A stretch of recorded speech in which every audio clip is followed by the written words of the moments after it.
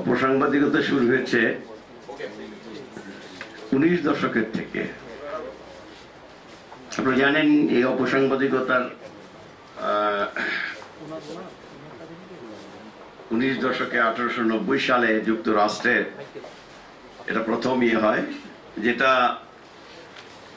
বোঝার জন্য what do you mean by অপসাংবাদিকতা, এটা বোঝার জন্য একটা ওয়ার্ড ব্যবহার করা হয় যেটা বললে সবাই আপনারা অনেকেই মানে আমরা যারা পাঠক বুঝি, হলদে সাংবাদিকতা। what do you mean by হলদে সাংবাদিকতা? আবার হলুদ, নীল, সবুজ, সাদা আছে নাকি? নেই। তবে আমাদের দেশে মানে সাংবাদিকতার ক্ষেত্রে না হলেও আমাদের মানে কি বলে ইন্টেলেকচুয়াল সমাজে, বিশেষ করে ইউনিভার্সিটিগুলিতে দেখি সাদা, নীল, হলুদ দল আছে, অনেক দলের ব্যাপার আছে।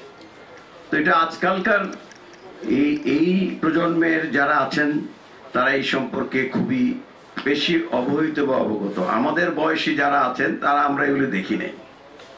আমাদের সময় অত বিভাজন, অত একে অপরের বিরুদ্ধে কিছু বলা, মানে আমাদের বয়োজ্যেষ্ঠ লোককে সম্মান করা, ইভেন 1 বছর সিনিয়র ভাইকেও যেভাবে আমরা সম্মান করতে দেখেছি, এটা আজকালকার বললে বর্তমান প্রজন্ম হয়তো সেটা বুঝতে পারবে না।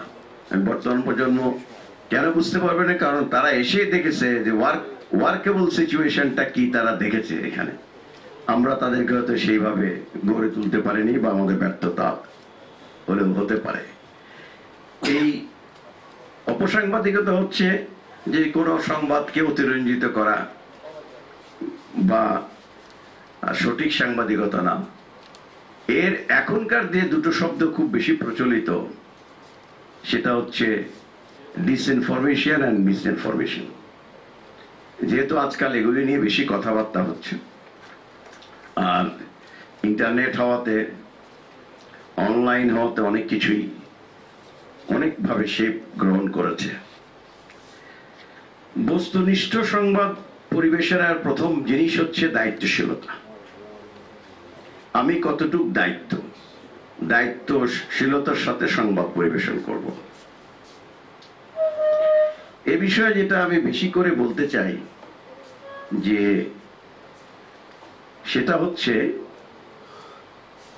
যেটা যে কারণে এগুলি বেশি হয়, আজকালকার যে বিজনেস মানে প্রেস হাউসের যে বিজনেস টু বিজনেস, জি